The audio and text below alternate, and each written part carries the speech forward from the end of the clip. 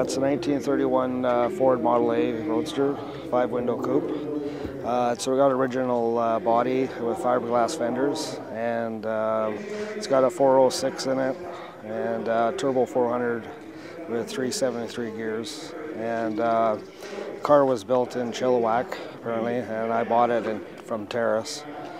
And I've had it about 4 years now, and enjoy it when I can.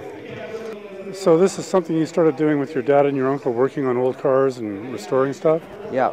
Yeah, I grew up with my dad having cars, and he's had quite a few. and then I got into it, and I bought this, and now we go out and do it together. So yeah.